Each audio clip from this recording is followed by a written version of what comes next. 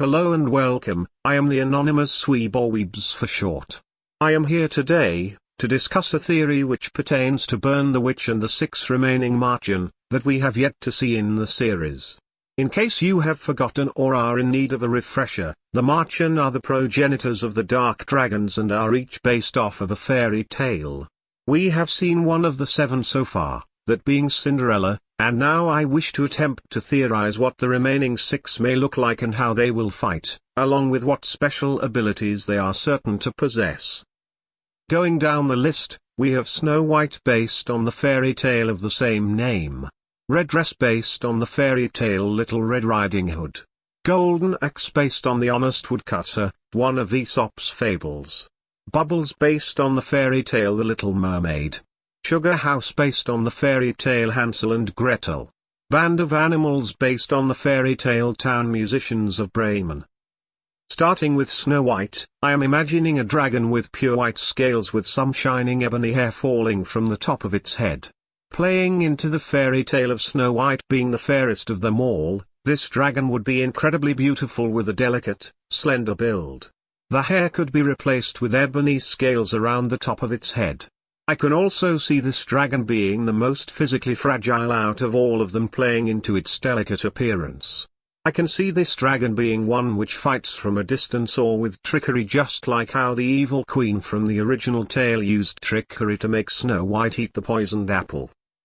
The dragon could have the ability to create smaller, weaker version of itself, playing into the role of the 7 dwarfs from the tale, each one having a slightly difference in appearance which alluded to the dwarves' characteristics. This would allow Kubo to turn what should be a numbers battle in the favor of our protagonists into the favor of the antagonist. It would also allow for some inventive use of team aerial battles, which would be something we have not ever seen from him before, and I'm curious to see how he would handle it.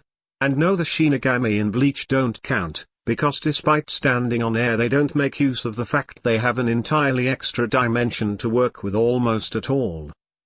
Other abilities I could see the dragon having is the ability to change forms to disguise itself, like the disguiser type dark dragons but more advanced. As the progenitors of dark dragons, it makes a lot of sense for their abilities to be similar but on a higher tier when compared to the lesser dragons. This would play into the evil queen's ability to disguise herself. We know that the Marchen are supposed to have the ability to use stealth scale, so that could be used in an inventive way to represent this rather than having an additional stealth-based ability. The final ability I can see the dragon having is one to do with sleep and poison. Snow White herself was put to sleep by a poison apple, so for a dragon based on the fairy tale to have poison breath or to release a potent sleeping effect would be thematically relevant. It would also mean that we could see a fight for control over the battlefield as much as a fight against the main antagonist themselves. This might just be my own D&D nerd coming out, but I'd love to see Snow White being a dragon which specializes in battlefield manipulation, cutting off areas so that the enemy can only go where you want them to, and wearing them down with debilitating effects rather than outright damage. As in the fairy tale, every time the evil queen tries to use brute force to get the job done it fails, and her plan only kind of works when she gets smart about it. As for weaknesses, well, I already mentioned that I feel like this dragon will be more feeble physically than the others due to the focus put on Snow White being the fairest of them all, and in the traditional sense that would mean she wasn't exactly a mount of muscle or physically imposing. So, getting into a straight-up fight would be ill-advised for its health. I could also see it being susceptible to its own poison, meaning that it can get caught up in its own attacks, or the protagonists might find a way to use that to their advantage. That is all I have for Snow White, so moving on to Red Dress, this one I feel has the potential of being my favorite. For what I believe it would look like, I think that it would look like a giant wolf with a long flowing cloth-like mass emerging from its neck and going over its head, obscuring its eyes and flowing backwards to form its wings. Of course, this cloth would have to red. This would play into the Red Hood that Little Red Riding Hood was named for. I can see this one having 2 different forms like Cinderella. One could be a young looking puppy form and the other could be the giant wolf dragon. I could see this dragon being one who has some physical power behind it but prefers to use sneak attacks to end a fight in an instant, waiting for the perfect moment to strike. I could also see this dragon being a more humanoid-shaped one, a werewolf sort of dragon if you will, seeing as the wolf in Little Red Riding Hood was able to dress up in the grandma's clothes, which would also play into it having two different forms it can shift between. And it could still have the red cloak coming out from its neck and covering its size. When compared to Snow White, who would actively seek to harm our protagonist while in its disguised state, Red Dress would instead focus on having them lower their guard. This has the potential of leading into some interesting plot points, with this Marchen going around and killing people in reverse London, but no one can figure out how or what is actually doing the killings. This would lead us down the path of a murder mystery for a few chapters before eventually we get the big reveal of the Marchen's true form. Bonus points if the dragon dog gets taken in by Nini or no. Orlando Sushi keeps growling at him the entire time and is part of the reason they find out the truth just in time. I can also see this dragon being one of those with the ability to speak. We know dark dragons can talk, so why can't the Marchen? I do not see any reason, so yeah, I think having this dragon talk would be interesting. Especially if it leads to an alternative perspective on the Marchen and other dark dragons, considering that the wolf in the fairy tale was able to talk and was a liar, it being able to sow distrust or to provide what might be false information, which considering Balgo's characterization might work on him better than Noel or Nini, who have already shown to have no patience for this sort of thinking. As for unique powers, well, I already stated that I can see this dragon having the ability to shift between two different forms, similar to Cinderella, only without the issue of having the moon be a requirement to the transformation. I can also see this dragon having a unique ability which allows for it to kill people swiftly without alerting people to its presence. Or it could just have powerful jaws to crush whoever it's unlucky enough to get between its teeth. I can also see this one being prone to being a berserker once it has been revealed, shedding its disguise, and becoming just like a crazed wild animal, making it faster and more destructive. As for weaknesses, well, if Kubo decides to go down the path of the dragon being sort of like a werewolf, then silver might be its weaknesses. I could also see if it becomes a wild berserker, meaning that it could potentially be predictable and easier to confront than one which is able to think more effectively. It could also be affected by the moon due to the myth that wolves howl at the moon, which might be how they are able to reveal its true form, provided that it has the ability to disguise itself or otherwise hide its presence. Or it might have an attraction to the color red. Moving on to Golden Axe, this one is quite difficult to figure out what they might look like, considering that there isn't much to base a dragon off in the legend other than colors of gold, silver and iron. I could see this dragon being a golden dragon resembling a water serpent, tying into the fact that the axe was dropped into a river and maybe having a head resembling an axe head. I can see this dragon being the sort to be proud and refuse to use any sort of trickery to combat his enemies no matter how bad things get, tying into the honest nature of the woodcutter. I also think this dragon will be found in an area of thick woods and or near/in a river. Other inspiration Kubo could pull on for the creation of Golden Axe would be the traditional images of a winged serpent or feathered serpent Quetzalcoatl. As for what sort of special or unique abilities the dragon might have, include the ability to swing its head around like an axe with terrifying cutting power and destructive potential. I can also see the dragon having an ability which reflects the moral of the fairy tale, maybe having an attack which is proportionally more powerful against deceitful people, meaning that our protagonists would have to face it head-on without the use of trickery. It could also be an ability which just auto-chaos a deceitful person, which would prove that it is a threat even outside of its probably high physical might. I can also see this dragon being quite fast, given that in the original tale it has a connection or Mercury, the messenger god who is famed for being an incredible fast individual in a lot of media. As for weaknesses, I could see this dragon being easily convinced into fighting against unfair odds due to its honest nature, making it easier to defeat. It also might be unwilling or unable to act with deception or dishonesty because it would be affected by its own abilities. I could also see this dragon being unable to control its speed or not being able to resist attacks from its own body, meaning with some clever movements our protagonists could have the dragon attacks its body with the axe head. If forced to perform a deceitful act either by its own will or unknowingly, it might just result in an instant KO, which could be a way for Kubo to deal with what seems like an unstoppable monster or creating an unexpected anticlimax. Moving on to Bubbles, the dragon based on the Little Mermaid. I believe this dragon will be more serpent-like in nature with a finned tail reminiscent of the typical mermaid depictions. Perhaps with a long mane of hair that flows down its body, making it appear from behind to be a beautiful woman.